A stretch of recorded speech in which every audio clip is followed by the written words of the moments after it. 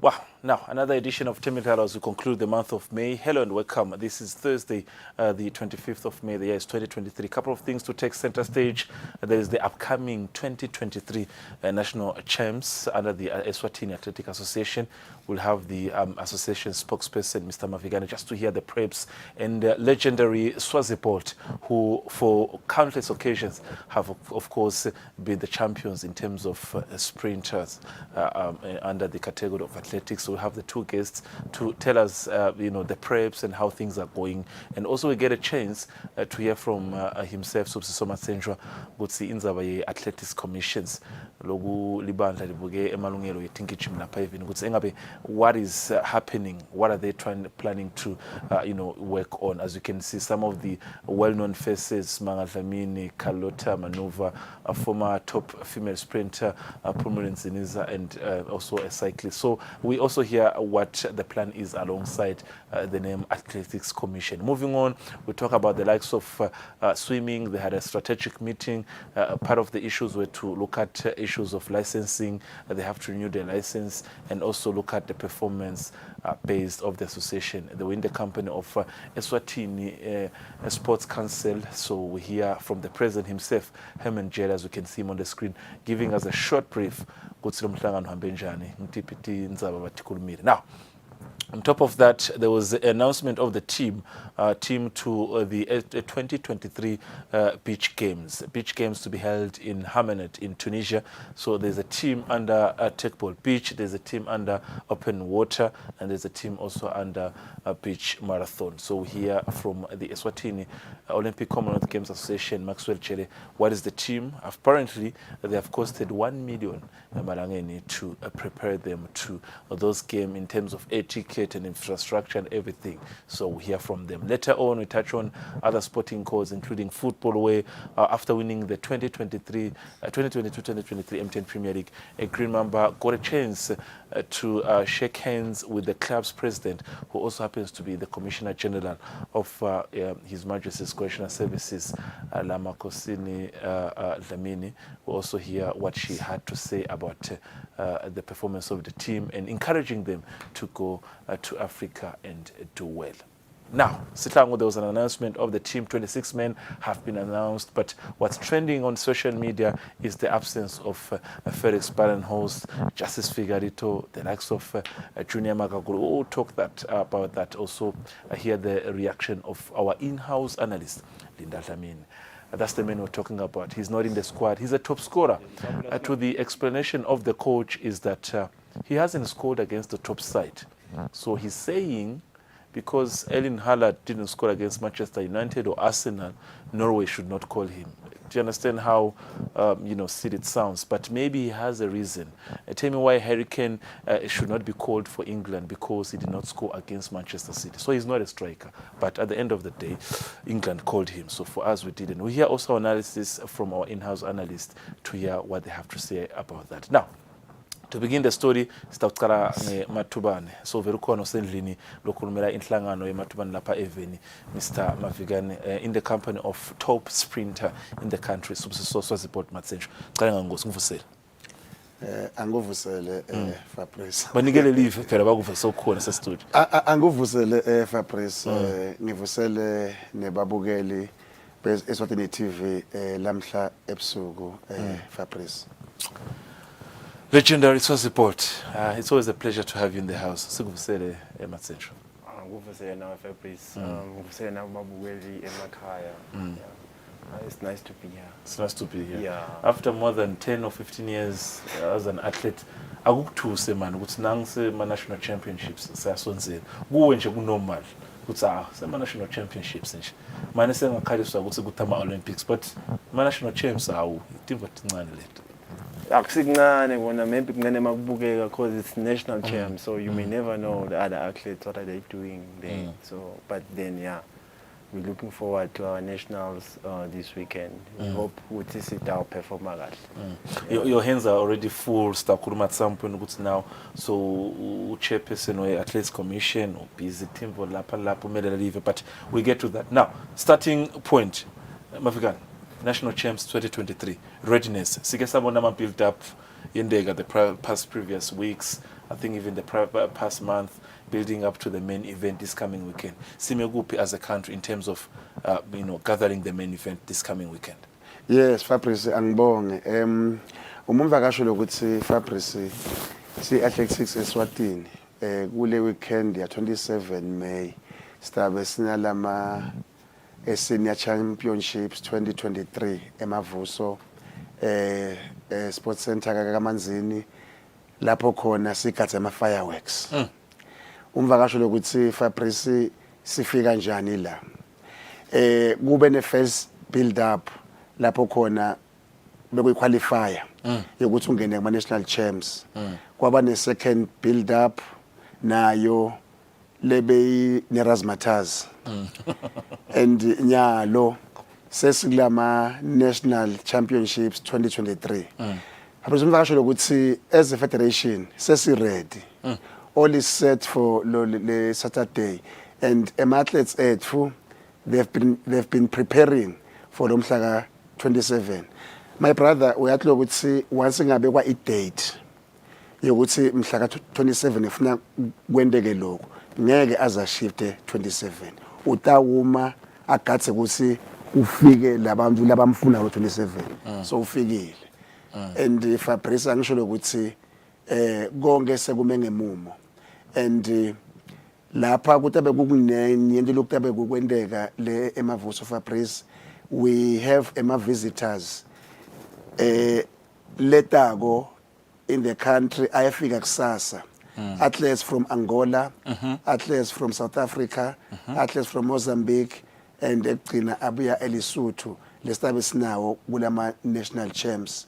Kusho ukuthi my brother kutabe lapha kuhle kakhulu, and tabe lapha kumnanzi kakhulu, tabe lapha kunenjabulo kuwonke umuntu lotabe akhona lapha emavuso Fabrice.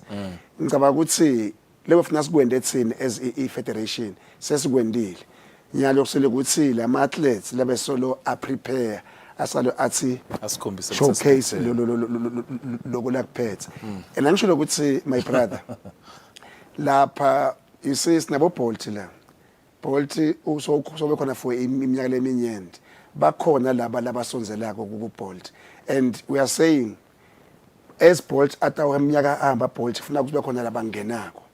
So Bolt uyathi lokuthi utaba ne competition ngale weekend, but nje we are happy lokuthi nalaba lebe bangekho basepitoli ku high performance laba fandwa iyoga bakhona Swazi Bolt Sibuso Mathenjwe bese bangubongiwe Mahladlela sitabe sinabo lapha, and I'm happy lokuthi na even outside the country kulama Grand Prix laba khona eSouth Africa they've been doing well. So nalana we expect to see a performance fireworks my brother, and fireworks I promise. All right, in the interest of time ngicela kufika kuwe Mathenjwe as an athlete. These are the records. You're one of the longest serving in terms of national champs so far since the year 2000. I started before 2000, but you're one of the longest serving to make sure that each national championships you are in. How do you prepare for this event? Ngiyaplan angisho kanjalo. Asithi now 2 weeks. Ibanjani lifestyle yakho, diet and everything. So ukuthi ngicabanga ukuthi tabusita even the other athletes maybe who want to be part of the event on Sunday. How do you prepare as a top sprinter? So for me, like the more I start competing, because I was competing in South Africa, so those competitions were part of my preparation for the national championships. Because in my national championships, I'm every athlete. Even if you stay in America, you have to come back and compete nationally. I focus one. Then also before the national championships, I make sure I prepare them as like I'm preparing for the championships, like the World Champs, the Olympic Games. So I take them seriously. Yeah, and I always stay in my lane and do what I do, especially when I'm outside there. Not like so I make sure I do the same thing in big games. Not to shy away from Lamanyama games, high jump, short put, all those long jump. But let's being a sprinter. Are we growing as a country? You compete internationally. We're heading to the national championships 2023. Compared to the other years you've competed in the national champs, are we growing? Do you see a massive growth? Nasongena Sunday you are sure I know. Segma team again. Yeah, we have athletes la potential, but then the problem is sometimes we are restricted to the facilities. We hope we'd see as time goes on, Kutoba open for everyone to prepare him or herself for training purposes, because we really do have athletes labane potential and labasabancane sinesaqala sesikhulile, so if ever batasheshe bayibambe basebancane, so ngicanzi bangaba even ngcono kunami going forward.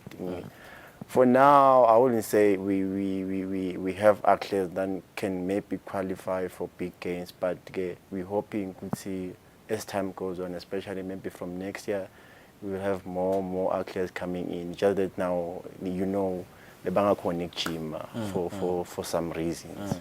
Yeah. Now, I'll come back to you, Sporongutshele, would see 2 or 3 athletes. Lobuka would see Naso retire. I think someone can take the stage. Now, in terms of preparations, clubs, my registration, everything is going accordingly. Clubs, they know what to do on the day, they know where to put the athletes, everything is in order. Yes, my brother, I'm sure in order. Clubs asayati ukuthi athletes abo la yabamela national champs bobani, le information leyo seyinikiwe asanikwe clubs onke. So good le tawuqhamuka lapha as I surprise ba aware ukuthi banabani club lenjena nguyelo lo mela le club yakhe, and konke sesekuset vele, and the call room yethu konke win order registration konke sekwendiwe. Lokunye Fabrice lokumcoka ngilokwe ukuthi you see I-media ngema partners ethu and basiphushile to be where we are nyalo.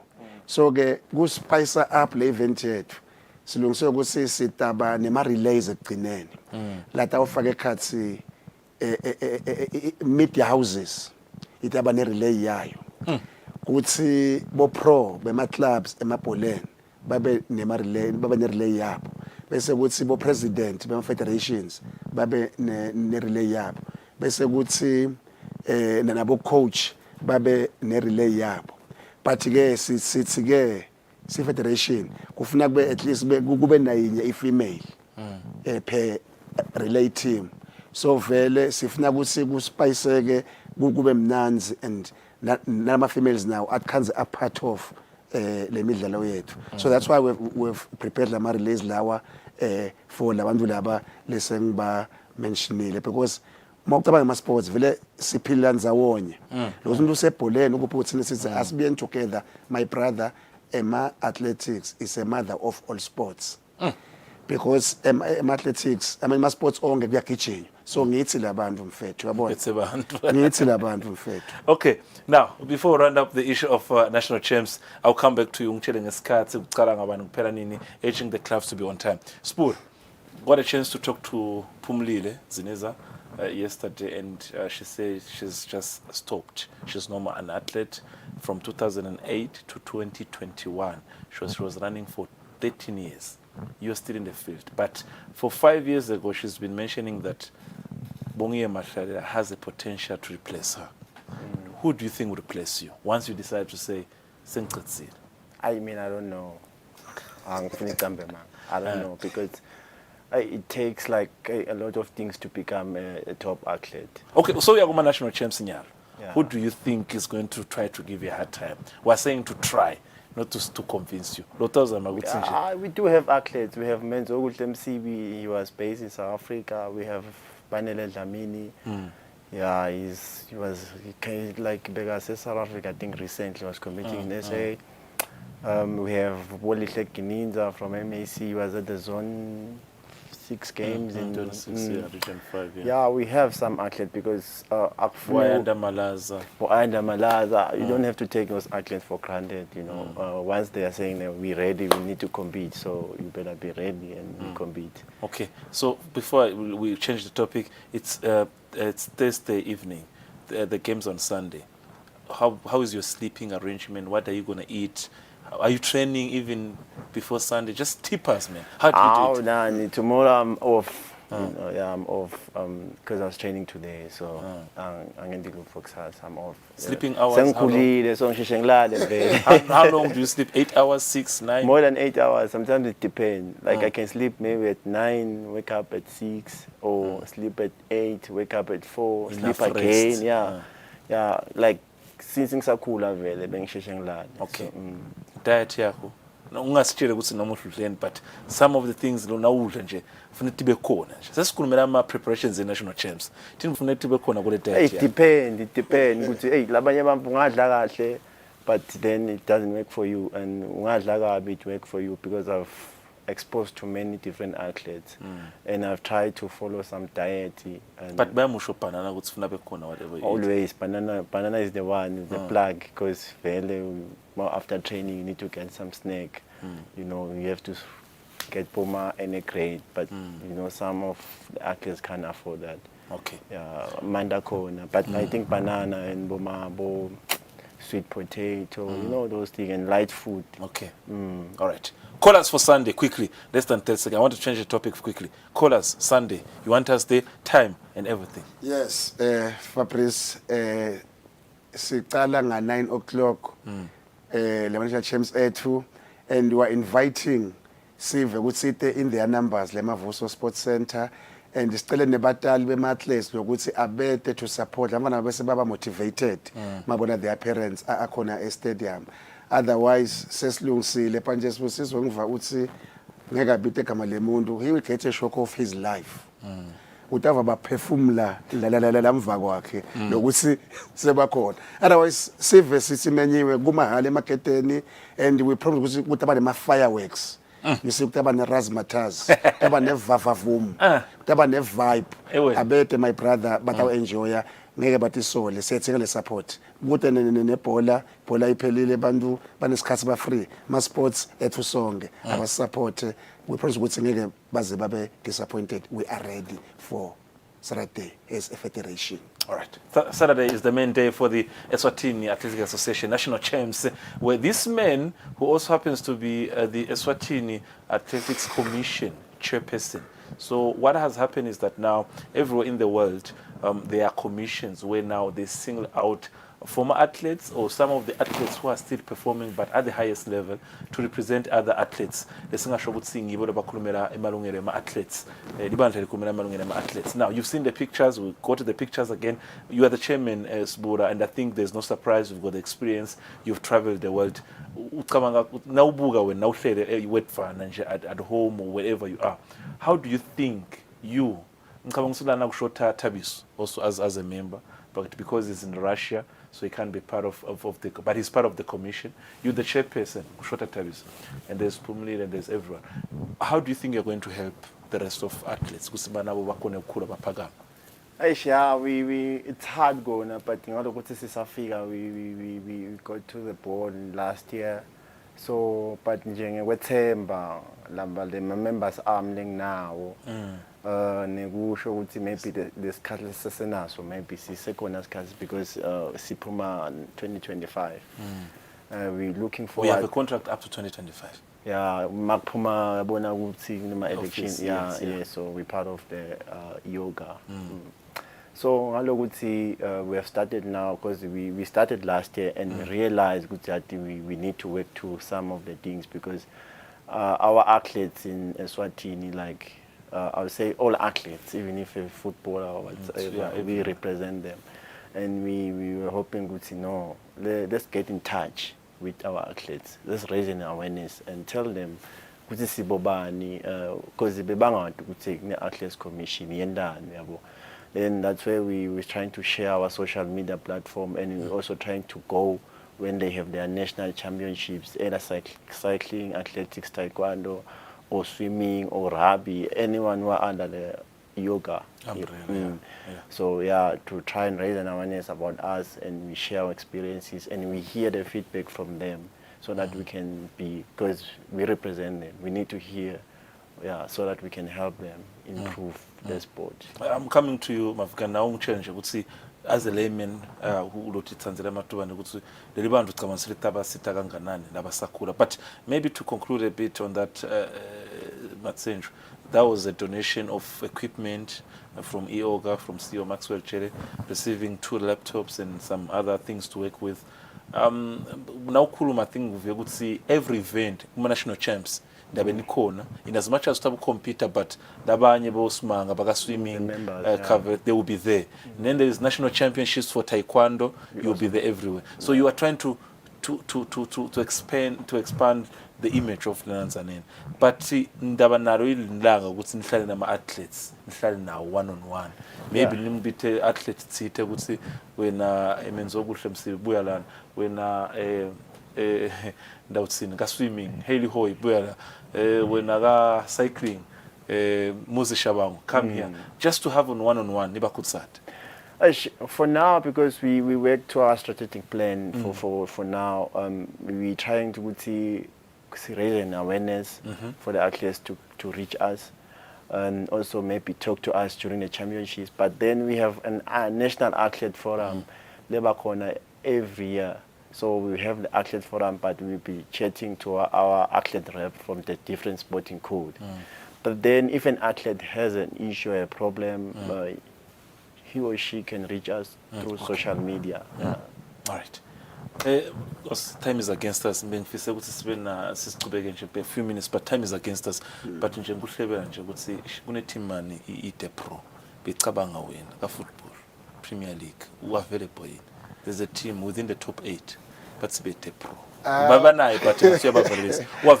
Quick one before we leave. My brother, no, for it is mfethu, it is mfethu, engayisebenza and ngaphusha mfethu nawabona ukuthi hayi bekusetshenzwa marketing mfethu be top kwaye mfethu ngicabanga ukuthi bakhuluma ngedisk mfethu angizafuna ku relax abaqhubeke mfethu baphushe labanye bakhona and bakhona labancane labasakhula sesibadzala thina with the experience we have and we can share, but ibhola aseyiblome.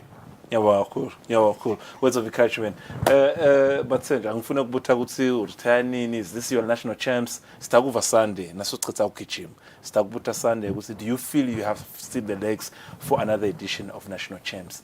Ngoba nasikubuta nyaro on Sunday and then things change, you might tell us a different story. Thank you very much. Thank you very much for your time. Seba Kulu, wherever you are as a sports person, Saturday at Mapso Sports Center is a place to be. This man will be on the mic, calling everyone to be on standby. And this one will be the center of the attention during 100, 200, and a relay of the games on Saturday. A short break. When I come back, Linda Dlamini is going to join me. But for now, let's listen to the Eswatini Olympic Commonwealth Games Association, Maxwell Chere, just highlighting the issues pertaining to Athletics Commission.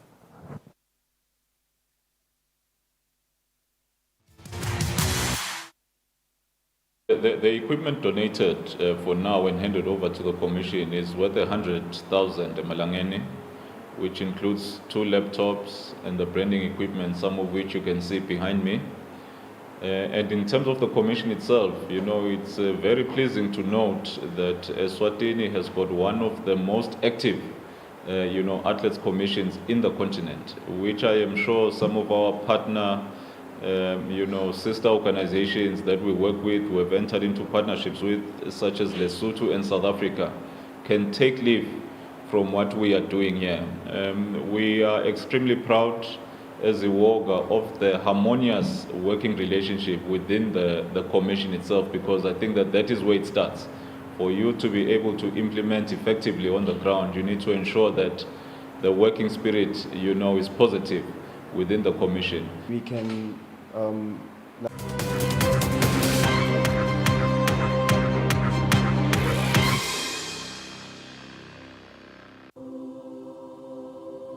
When you choose your adventures, you do so with an open heart and a desire for the unexpected. You embark on journeys to discover new worlds, full of wonder. You choose a path to awaken your senses, to feel the rush of life overwhelm you, a world to make you look up and realize just how inspiring this life can be. You ask, and we give you the royal experience. Arrive and awaken your heart. Explore life in ways only thought possible in your dreams. There are but a few places on earth so special, so unique, and so spectacular, where it becomes the rite of passage for the ambitious travelers, the courageous souls, to all have the one and only royal experience.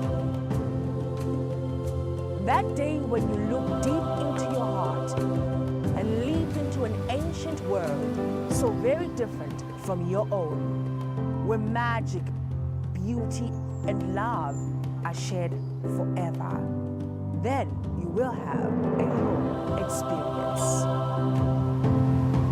There is just one place on earth where the people make you feel a part of their kingdom, where you just might volunteer to awaken spirits, enrich minds, and work alongside communities to build, motivate, and inspire.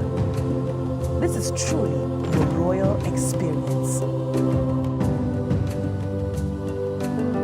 When you dream of a different world, beyond the ordinary, beyond time, discover just how far you'll go to expand your understanding of life's greatest mysteries. There's just one place on this planet with so much to offer. Now is the time for you to have the royal experience.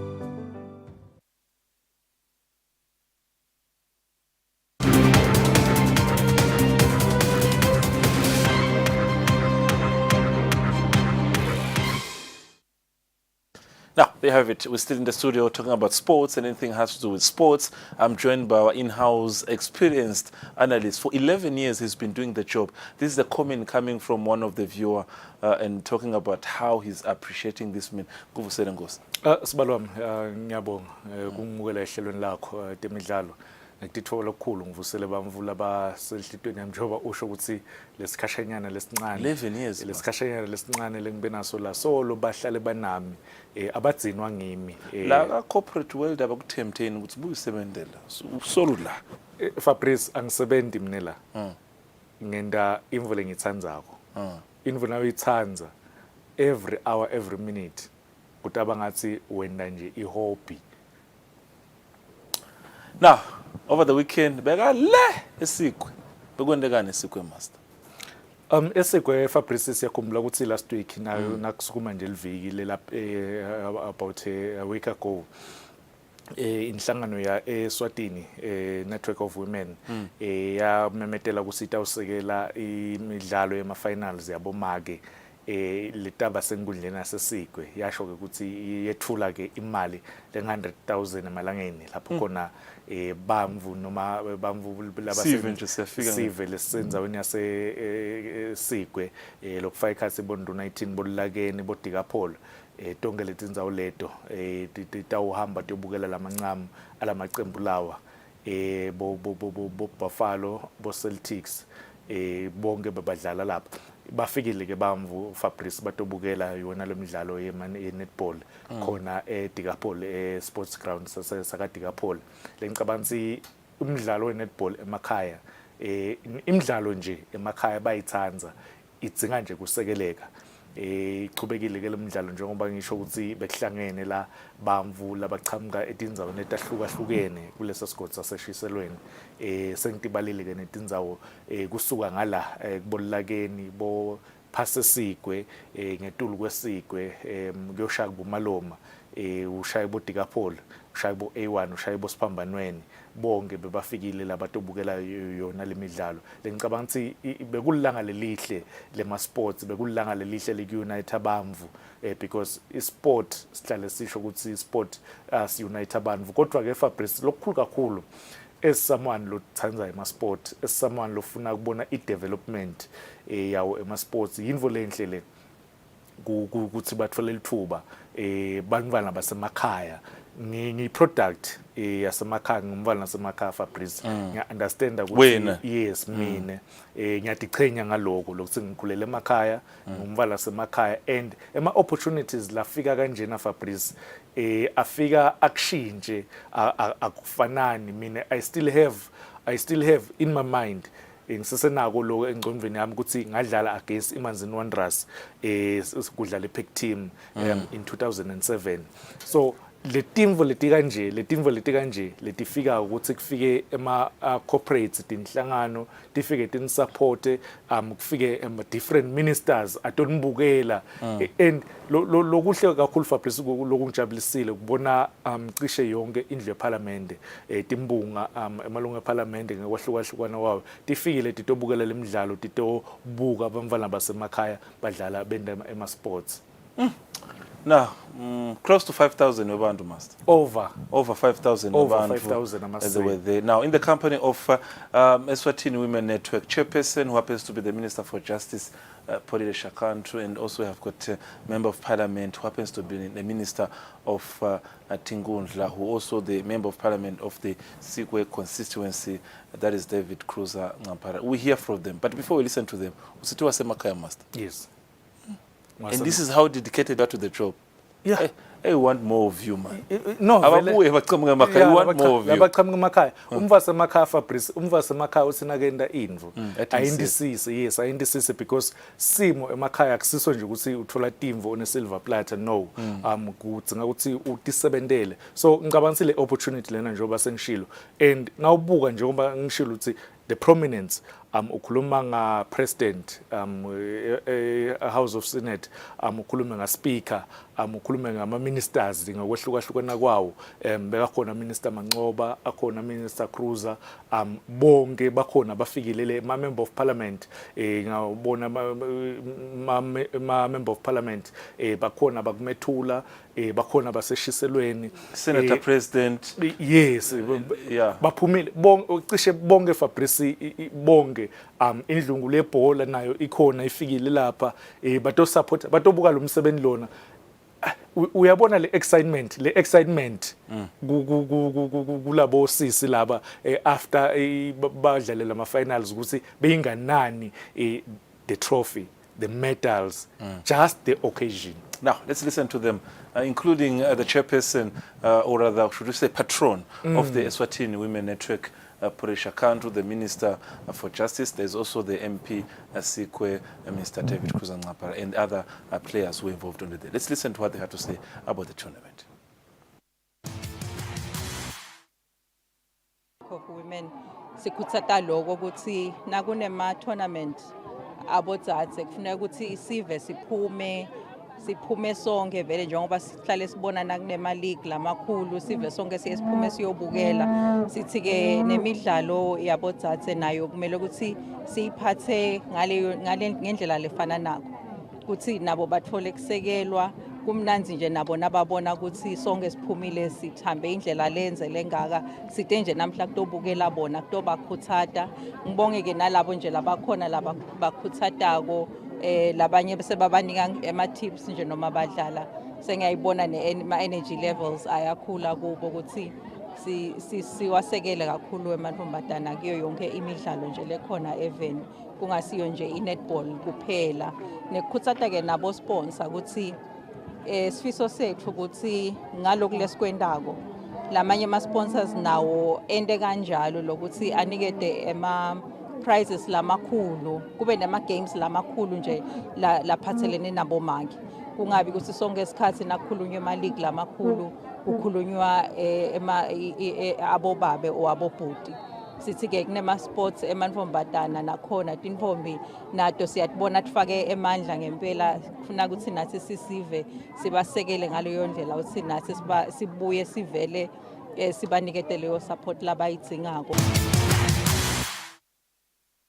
Kuyasikhuthaza kakhulu, sijabulile nje kubona ukuthi i-netball iyafika emakhaya ngoba nawula makhaya uyaye utitshele ukuthi i-netball shothi yale kubomanzini kuphela. So kubona labantwana labancane labadlala lamakhaya kuyakhuthaza kakhulu ngoba nabo siyakhona nalokuba motivate sibatshele ukuthi uzufikele ku-national team kufuna wente njani. Kanti kube kudlala lemadolobheni kuphela ngabe kude lapho sibabona khona. Liningi kakhulu talent, ngibukele le team yekuqala nakhona bakhona lesibabonile. Abanye uyabona ukuthi ishi kube manje usimthola sesemncane. Manje sowukhulile but nje liningi kakhulu talent lelikhona badzinga nje ukuthi batholela abadzala babapolishe lapha nalapha batabe sebaba kahle. Igame yalamhla beyithafu kakhulu, sidlalile nje basilide ekucaleni nga-6-1 sazama ukukhava sagcina sibakhavile sase siyabawina score kwaba ngu-35-23 siwine bekunzima vele. Siqhamuka ngilobafaka kule midlalo kune-league kune-knockout kuyahambisana nemalangeni mawungefika kulisonto ufice ama-numbers angetulu kwabo 800 to 1000 khona la lokushothi le midlalo akusinamhla sengama-final ale midlalo vele sihamba nalo singakucela nje kuma-sponsors ngabe ku-netball kungabe ku-football njengoba kudlalwa leti imali tikhuphuke mawubuka the numbers yalabantu labasekela and kuyabagcina labantu labasha mawubuka nje uthi uyabukisisa even uyabona esikwe ukuthi tonke tinto awukwathi ifici ithamba ngalendlela behamba ngayo lokubangela lokho ngile midlalo lesisekelwe ngayo tinkampani lesingathi tinkampani kusekela temidlalo tisuke tingalahli tisuke tibisela emuva lokuhle esiveni la sikwe bonke labantwana kubenda abahlangane bakhulume ngalivilinye bajabule and uma ubabiza sihlangane uyabeva ukuthi they are well organized mawukhuluma noma yini bayithathe positive singasho lokho nje ukuthi kungemathuba lamahle empilweni nasemisebentini nakulokunye nje tinto kunekuthi dakwamiva kunayini kude lo mntwana isikhathi saloko uma ngabe khona la busy ngako.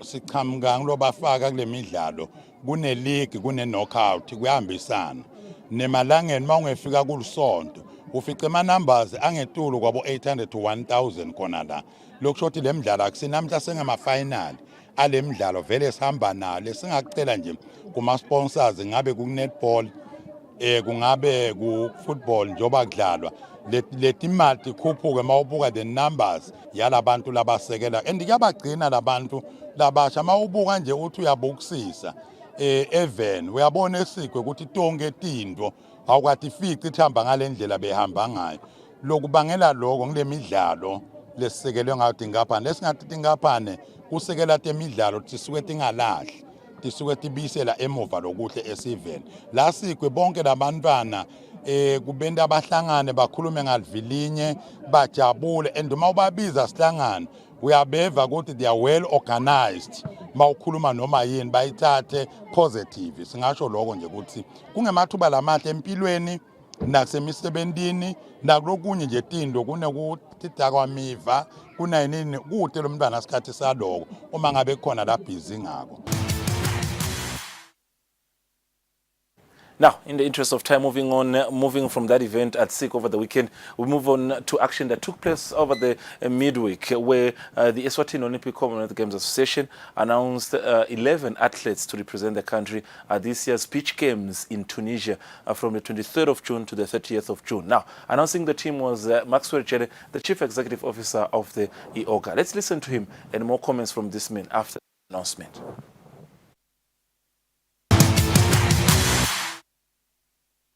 The list is as follows.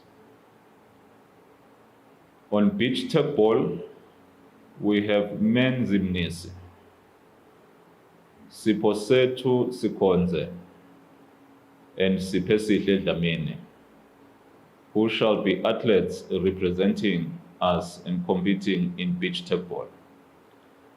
And beach tug ball shall be managed and led by Mfanafuti Bembe. On open water swimming, we have Simanga Dlamini together with Siwakile Dlamini.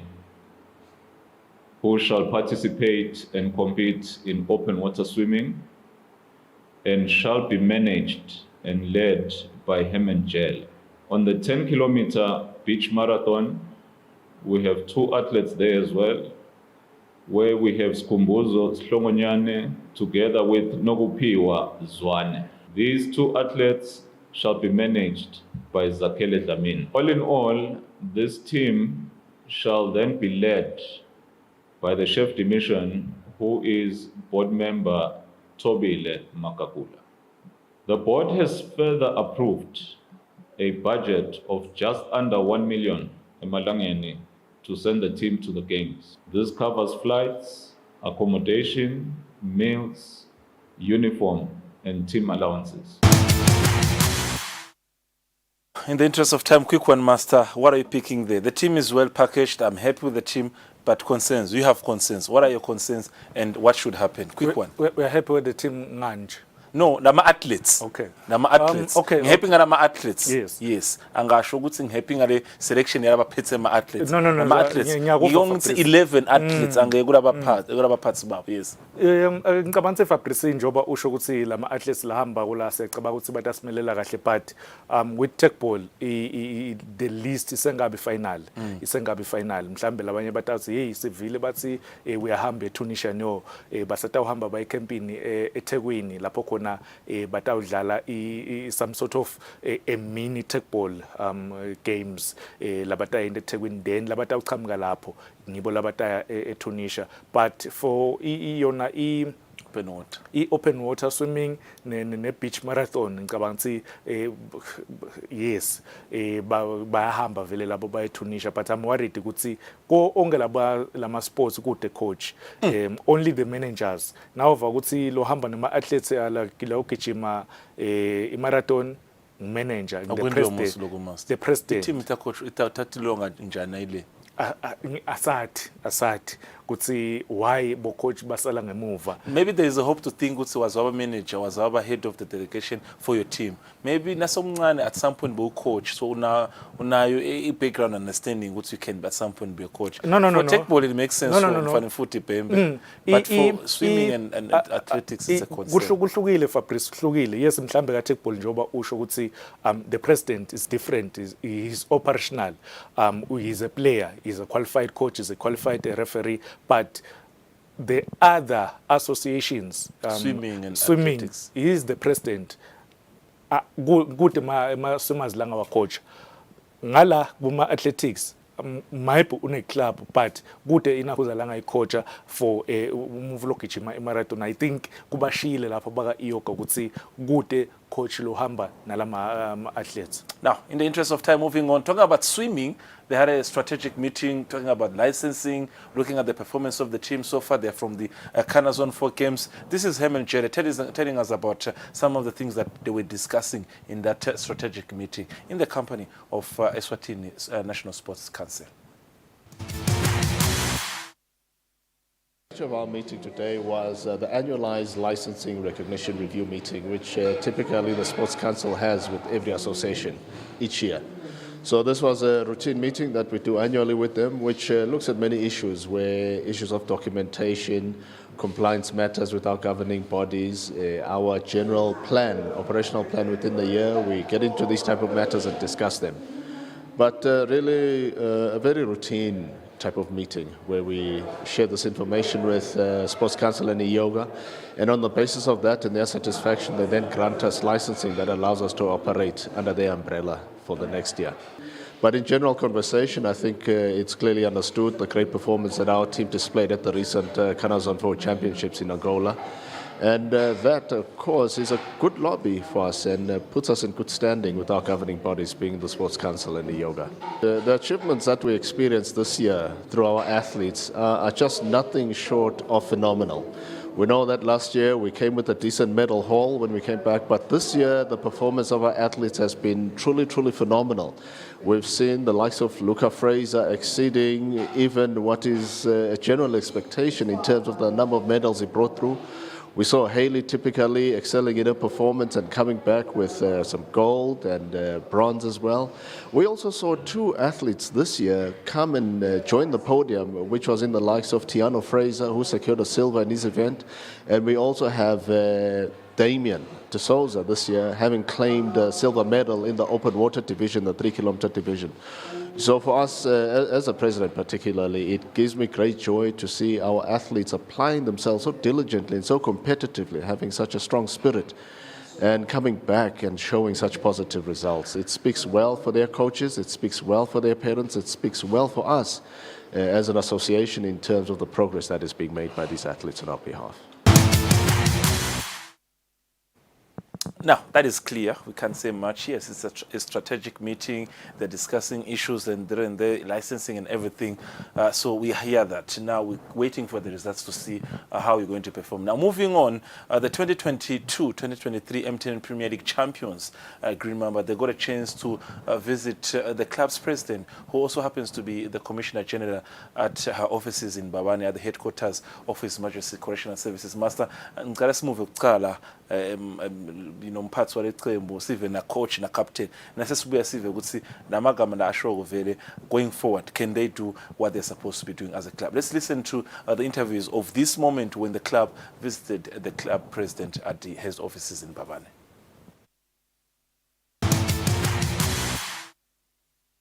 I'm the only female president of the sports la khona la Langwane. Team lele ngeva ngabe ngiyadla South Africa makebani ngoba ngevele ngiyadlala phana eNasa. Ngisizwe ithubo manje president. So la Langwane nje ngini self. So ke nento lenhle nasangidlula onke lamadoda. So but all in all nje sibonga sathi department kama nibekela phezulu.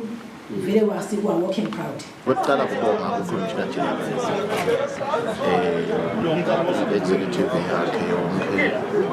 management mama i-confidence lababenayo bethi sinebasithathe ngesikhathi sesilahlekile. Kakhulu kakhulu but sibonga effort emashita nabo coach lesikhombisile nediscipline ejimini sasuka isizini. Siyathembisa ukuthi saqhubeka sadimisela sayakhava satiletha nkomishi letinenge lakhaya. Master, asicale ngemphathi, uyamuva umphathi. Fine. Siyathi ukuthi whenever you meet your club uyabakhutsata, but on top of that uthi she's very proud because she feels like being the only female president. Now buka nama clubs like Premier League and First Division ngwelo ngimaka lokhona unless khona lesinye story naso master, but she feels proud ukuthi bamende the right president of the club. Fabrice kuba umholo yelicembu uyatiqhenya nje vele nabawine iligi ilikhulu kakhulu, more especially ke njoba usho ukuthi ungimake kubo bonke labaphathi bemacembu labakhona ka Premier League kuyinvo lenhle uzuyabekisa ubekisa ngamamkhize South Africa naye longimake namanto we Golden Arrows longimake ngicabanga ukuthi leto timvo letinhle bomake ebuholini siyabadzinga, so yena make phindile ngicabanga ukuthi uproud ngale team yakhe nale lishekela balitholile nale ngomishi labayitholile. Now sekumele ukuthi bawumelela kahle live ku CAF Champions League nalamanye emacembu ase-Africa. Beautiful stuff. They are 1 million richer and they are happy. The president is supporting them, so we can't wait and see how they perform going out of the continent. Now, the moment of the evening. Everyone has been wondering what can this man say about the words of the national team head coach Dominic Unene. He called 26 players to take part of the AFCON qualifiers against Togo next month, and later in July, beginning of July, the 2023 COSAFA tournament. He, however, did say that we could expect some changes. But how about now? We listen to him first before we analyze his words. This is the head coach announcing the 26 men to play in the upcoming international duties. Siyabonga. Sho ukuthi kubo goalkeeper sinancamiso Dlamini, Sibusiso Dlamini, Colani Gama. Kuma defenders sibe nasimanga Masangane, Mlamuli Msibi, Sihlangu Mkhwanazi, Siboniso Mamba, Siyabonga Silenge, Mxolisi Manana, Vusi Vilagati, Lucky Kamet. Kuma midfielders sibe namzwandile Mabelesa, Sifiso Mathe, Neliso Dlamini kwakhetfala, Siboniso Ngwenya, Bongo Matsebula, Mxolisi Mkhonto, Bendulo Thomo, Napilani Mkhonto. Kubashayi, Sitabana Mthokozisi Gwewu, sibe naSabelo Nzinisa, sibe na Njabulo Makakula, sibe naSandile Kametse, sibe naFanelo Mama. Shokuthi mhlawumbe kuma defenders kungasala lindo lo yabe available nase kungilamalanga aFIFA lo nje amadoda lesitabe sinawe ecampini ngilawa lesitabe sisebenza nawo icamp yethu idawucala Sunday siyangena Sunday sinaleli themba lokuthi badlali bethu bonke bataba khona babe ngilabaphelele kungaba kumcela nje sike sacoca naye kungaba kumcela naye fela lokuthi akasibambise angasicathi nani nebemidi lokwentakalawo lesakucoca naye asekawashaya lamagoli akhe esilama team la competitor lebeka lapha ngedulo atosinika lithemba ke nasi lelikhulu lokuthi kusho ukuthi international kukhona laba sendela kulo so kumncusa nje mhlawumbe la singaphika nje lawa la ngi3 lapha ngenhla sibuke i-second round because i-second round le yayishube ukuthi ngabuka wafaka yini kibo so ngithi nami ngaba kumcela lo sinakiba sekafaka atosinika lethemba lo sina international utalifaka otherwise umdlali ugood uyaspana futhi ngingasebenza naye umuzi sike saba naye kwaba nje nema challenges longeke ungene empilweni yomuntu manje sike saba naye lengicabanga ukuthi nakusotheka futhi sitawuphinde sibe naye because lokwakhe ku personal hayi ukuthi mhlawumbe kukhona lokunjani njani ngobe ukwabida think nawe ungufakazi emahlandla amaningi then ke nasesibuya ku Figueiredo mhlawumbe sekutawa ngathi siphe kuphinza indaba Figueiredo uyafisa ukuthi usibambise but esikhatsini lesendlulile anguvete lokho sike saba ne challenge i-team yakhe beyimdzingile kakhulu futhi ke nanyalo usengakavaleleki because nasi icela nje indlungulo yebhola ukuthi sicela manini sivelele ukuthi lithini icembu lakhe singamthola yini so thine ngalasi i-technical ka-national team asiketele kutobulala likusasa lebadlali because nangingaya ngenkanje namhlanje seyibuya wena mfana kungenteka abangamreneweli contract just because live lakhe liva kungathi alikhona ukusibambisa so akasebende nayisihlolela ibhola ikhanza ukuthi uavailable ngeke ahlala angabe available nakuya asengivetele ukuthi angisho ukuthi kunjani ngaye but ngeke asebenza naye kuma under 20 ehard worker kule yecala nasi thola le opportunity yokusebenza ke national team kunetinto lesahlala phansi kusho ukuthi nje ngahlala phansi njenga head coach ngakhuluma ne technical ngendlala nakulesingathi mhlawumbe kube ngaye esikolweni iphilosophy yami kibo bayimukela bayithatha lo shothi kafishane thina lesacala ngako sabuka lokho ukuthi emadoda siconsider kangakanani ezilive sakhanza ukuthi ibe basishaya manje sathi ke no asisifocuseni kulokunciphisa lamagoli langangena ngakithi kulula lokwakha lokushaya leligoli sesilungisela ngemuva. Now, Master, time is against us. Angifuna ukukhuluma kakhulu. Utakhuluma wena ovalisele hlelo. Ngicabanga ukuthi besides being an analyst, unawo lamaphepha la kuvumela ukuthi ungamala egroundini ube ngicoach wena personally as a master. Ngicela ungitshele master ukuthi wena as a coach master, na ubithi umdlalo ubased on what? Bese siyasichazela ukuthi uveni kulo coach usivalisele leli hlelo. Fabrice kuyashiyana iphilosophy ukuthi umdlali tawufitha philosophy yakho indlela lofuna kudlala ngayo. Number 2 iform yemdlali uyayiconsider kakhulu ukuthi ukiphi form fitness level uyayiconsider ukuthi lo mdlalo ufit kangakanani because national team awumdzinga umvulo ku level 0 udzinga lo mvu already because nesizini seyiphelile. Ngicabanga ukuthi kulabadlali labakhethile coach but with Inzaba Felix njoba asho ukuthi umcelile ukuthi at least lokungenani akashaya amagoli kulamaqembu lalapha ngetulu but kulalamanye ma forwards la khona ngabekisa nje kubekise ngamthoka ngiyathi ukuthi ngikaza abe offended Mthokozisi Gwebu wesibets against lama teams lalapha etulu nangikhumbula kanye noma yinye elakolele kuyo but ke kuya ngathi coach udecide ukukhetha bani ngaleso sikhathi so ngicabanga ukuthi indlela lafisa kudlala ngayo but njoba asho ukuthi Figueiredo last time naka angambidi bebadlala ema playoffs nyalo isizini iphelile ngako lengathi ngiyasangana ke lapho but njengoba ngisho philosophy iform fitness level angambona junior makakhulu akekho coach udecide ukuthi angambidi vele ke akamdlalisa emagemini lamaningi kakhulu but nje Fabrice ngicabanga ukuthi because once bakunika umholo wakho lo ngcoach lo tawuhola national team uyamsupporta sithi support national team iyodlala ama-AFCON qualifiers na isuka lapho iyodlala iCOSAFA sithi supporta because site lenye i-national team lesinayo otherwise weekend Fabrice ngicabanga ukuthi ibusy for thina yes lo sekwentekile but lokunye lokulandzelako we've got a very very busy weekend ma national champs ama athletics AGM elective year yeka rugby union ukukhuluma ngam izithi mkhaba phuma kimi emanzini club tonke letinto leto kubusy Fabrice thina nababukeli sitawubonana khona etinkundleni etahlukahlukene temidlalo. Dominic Nene, head coach and the entire staff of the national team, Sihlangu Semnikathi. Sinesidlala kamnasi.